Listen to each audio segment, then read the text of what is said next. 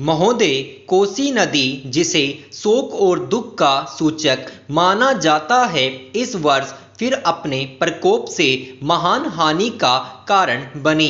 अब इस नदी पर काबू पाने और इसकी उपद्रवी लीला समाप्त करने के लिए भी योजना तैयार हो गई है। इस योजना की रूपरेखा तैयार हो चुकी है और निर्माण का काम हाथ में लिया जा चुका है। आशा है इस योजना के निर्माण से बड़े पैमाने पर जनसाधारण को सेवाएं उपलब्ध होंगी। जब यह नया परीक्षण सफल होगा तो महान योजनाओं के निर्माण में और भारत की महान जनशक्ति के उपयोग के संबंध में हमारी जानकारी और अनुभव में महत्वपूर्ण वृद्धि होगी। औद्योगिकरण के क्षेत्र में उन्नति, उत्पादन में और अधिक वृद्धि और भारत की प्रति व्यक्ति आय में वृद्धि विचाराधीन वर्ष की कुछ महत्वपूर्ण बातें हैं। औद्योगिकरण के साथ ही रोजगार के क्षेत्र को विस्तृत करने के प्रयत्न भी बराबर जारी हैं। कुटीर उद्योगों और घरेलू धंधों को प्रोत्साहन देकर औद्योगिकरण और रोजगार में समुचित संतुलन स्थापित करने का प्रयास किया जा रहा है। यह बात सभी स्वीकार करते हैं कि यदि भारत के जनसाधारण को उदासीनता और हार मानने की भावना से मुक्त करना है तो बढ़ती हुई बेरोजगारी को दूर करने का उपाय करना होगा। इस दिशा में घरेलू उद्योग धंधे बहुत से लोगों को आंशिक या पूर्ण उपयोगी काम देकर इस समस्या का बहुत कुछ समाधान कर सकते हैं। इसीलिए पंचवर्षीय योजनाओं में पुराने घरेलू उद्योगों को पुनर्जीवित करने और चालू कुटीर उद्योगों को प्रोत्साहन देने की व्यवस्था की जा रही है। विदेशी मामलों के क्षेत्र में हमारी सफलता और भी अधिक है। हमारी नीति, जिसे मैं सक्रिय और स्वदेशी तटस्थता की नीति कहना चाहूँगा, वास्तविक व्यवहार में किसी भी देश अथवा यहाँ के लोगों को अपना शत्रु न समझने की नीति है। इस नीति के फलस्वरूप हमें विश्व शांति के पक्ष की कुछ सेवा करने का अवसर मिला है। हम प्रसन्न और आभारी हैं कि संसार के राष्ट्रों में भारत का स्थान इतना ऊंचा है। इंडो चीन निरीक्षण और नियंत्रण अंतर्राष्ट्रीय आयोग की अध्यक्षता हमने स्वेच्छा से स्वीकार की है और हमारे नागरिक यथासाध्य उस दिशा में शांतिपूर्ण निर्वाचन संबंधी समस्याओं का सामना कर रहे हैं। हम सभी राष्ट्रीय अथवा अंतर्राष्ट्रीय समस्याओं का निपटारा शांतिपूर्ण ढंग से चाहते हैं। मुझे बहुत प्रसन्नता है कि भारत में फ्रांसीसी बस्तियों की समस्या शांति और सद्भावना के वातावरण में सुलझ सकी है। शांतिपूर्ण प्रणाली की सफलता का वह एक महत्वपूर्ण उदाहरण है। दुर्भाग्य से भारत में पुर्तगाली बस्तियों की ऐसी ही समस्या को सुलझाने की दिशा में प्रगति नहीं की जा सकी। मैं आशा करता हूं कि पुर्तगाल इन बस्तियों में रहने वाले लोगों के स्वाधीनता के अधिकार को स्वीकार करेगा और फ्रांस और ब्रिटेन की सरकारों का अनुसरण करेगा। जैसे ही यह वर्ष समाप्त हो रहा है, हम अपने सबसे निकट के पड़ोसी पाकिस्तान के साथ अपने संबंधों में अपने सुखद परिवर्तन देखते हैं। पाकिस्तान के लिए हमारे हृदय में सदैव से पूर्ण सद्भावना और शुभकामनाएं हैं। महोदय, बच्चों को जो ज्ञान प्राप्त हो वह अनुभव से प्राप्त हो, न कि केवल स्मरण शक्ति पर आश्रित रहकर रटाई द्वारा। उन्होंने सोचा था और उच्चतम शिक्षा शास्त्रियों का भी यही विचार है कि इस प्रकार से प्राप्त ज्ञान बच्चों में जागरूकता, कार्यकुशलता, स्वतंत्र भावना पैदा करता है, जो इस जीवन के संग्राम में बहुत सहायक हो सकता है। दूसरा मौलिक विचार उनका यह था कि इस प्रकार की शिक्षा इस देश के लिए अनुकूल ही नहीं बल्कि अनिवार्य है।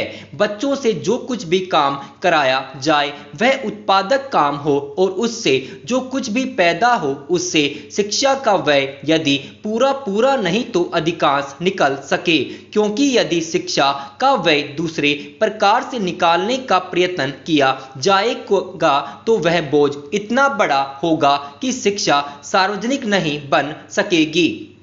पिछले वर्षों में जो कुछ भी विचार किया गया था या प्रयोग करके देखा गया उससे जहां तक मैं समझता हूं वही निष्कर्ष निकाला जा सकता है जो पहले सम्मेलन में हुई बहस से निकाला जा सकता था। हमारे शिक्षा शास्त्रियों ने इस पद्धति की अनुकूलता और श्रेष्ठता तो मान ली थी, पर उनकी दृष्टि में उसके विचार शिक्षा का व्यय निकालना असंभव ही नहीं अनुचित भी था। प्रयोग से देखा गया है कि इस पद्धति की उपयोगिता है और इससे पूरा नहीं तो अधिकांश व्यय निकाला जा सकता है। यह मैं प्राथमिक और माध्यमिक शिक्षा के संबंध में कह रहा हूँ। उच्च कोटि की शिक्षा के संबंध में अभी प्रयोग नहीं के बराबर हुआ है, इसलिए उसके संबंध में अभी कुछ भी कहना संभव नहीं है। इतना होते हुए भी हम देखते हैं कि इस पद्धति को उतना प्रोत्साहन नहीं मिला और न इसका उतना प्रचार ही हुआ जितना होना चाहिए था और जितना स्वराज्य प्राप्ति के बाद हम कर सकते थे। इसका कारण जहां तक मैं समझता हूं यही है कि इसकी उपयोगिता प्रमाणित होने पर भी पुरानी पद्धति पर जो आस्था थी वह अभी दूर नहीं हुई है और इसी कारण शिक्षा के काम में जो व्यक्ति लगे हुए हैं उनका न तो इस ओर ध्यान गया है और न उन्होंने इस विषय पर गहराई से चिंतन ही किया है। आज भी हम इतना ही कह सकते हैं कि इस पद्धति का अभी केवल प्रयोग ही किया जा रहा है। इसे राष्ट्रीय कार्यक्रम मानकर हमारी सरकार ने इसको चालू करने का निश्चय किया और क्रियात्मक रूप से कुछ करने की बात तो नहीं के बराबर ही है।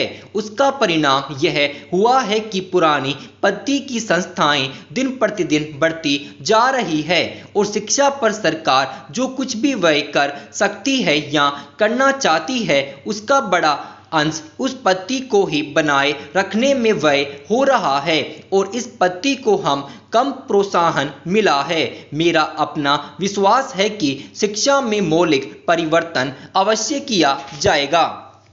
महोदय, बहुत बड़ा अंश अनुभव और लोगों की कही सुनी बातों से, देखे हुए दृश्यों से और कुल तथा समाज की परंपरा से प्राप्त होता है। सिनेमा इस सभी प्रकार के ज्ञान की प्राप्ति में सहायक हो सकता है क्योंकि यह मनुष्य की दृश्य और श्रव्य अनुभूतियों के क्षेत्र को बहुत ही बढ़ा सकता है। यह एक साधारण सी बात है जिसे सभी जानते हैं कि केवल सुनी सुनाई बात की अपेक्षा हम पर देखे हुए दृश्य का प्रभाव अधिक पड़ता है और हम यदि सिनेमा द्वारा किसी चीज को देख लेते हैं तो उसका उतना फल तो नहीं होता जितना स्वयं आंखों द्वारा देखने से मिलता है। उससे तो कहीं अधिक अमिट छाप किसी के सामने किसी दृश्य के वर्णन करने से पड़ती है।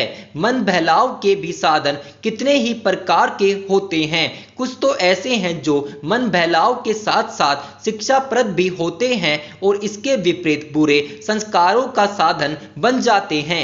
मैं स्वयं यह दावा नहीं कर सकता कि मैंने बहुत सी फिल्में देखी है। सच पूछिए तो मुझे बहुत कम फिल्में देखने का अवसर मिला है, पर मेरे पास जो खबरें पहुंचती है बहुतेरे विश्वसनीय भाइयों और बहनों द्वारा जो शिकायतें पहुंचाई जाती है उनसे मालूम होता है कि बहुतेरी फिल्में दूसरी कोटि की हैं जो शिक्षा अथवा मन बहलाव का साधन न बनकर बुरी वासनाओं को जागृत करती है, विशेषकर युवकों के चरित्र पर बुरा प्रभाव डालती है।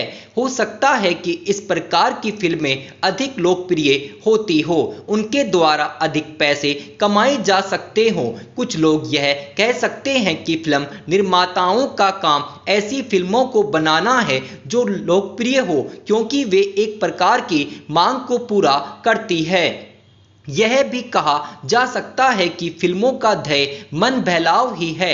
उसको तो तभी सफल मानना चाहिए जब फिल्में उन लोगों का मन बहला सके जिन लोगों के लिए बनाई गई हो। ये सब बातें बहस के रूप में कही जा सकती हैं, पर मैं चाहूँगा कि कोई भी सिनेमा हो अथवा फिल्म के बनाने वाले हों, वे यदि अपना कर्तव्य समाज सेवा समझते हैं और उन्हें ऐसा समझना भी चाहिए, तो उन सब के लिए ये सब बातें यदि अघाय नहीं तो गौण अवश्य है, और उनका मुख्य उद्देश्य तो सेवा ही होना चाहिए। सेवा तभी तक सेवा रहती है जब तक वह स्वयं का हित न करे, उसे गिराए। इसलिए मैं चाहूँगा कि फिल्म बनाने वाले इस पर विचार करें कि उनका उद्देश्य क्या है। उद्देश्य सेवा ही होना चाहिए, और सेवा के साथ साथ यदि धनोपार्जन भी हो जाए तो निर्दोष है।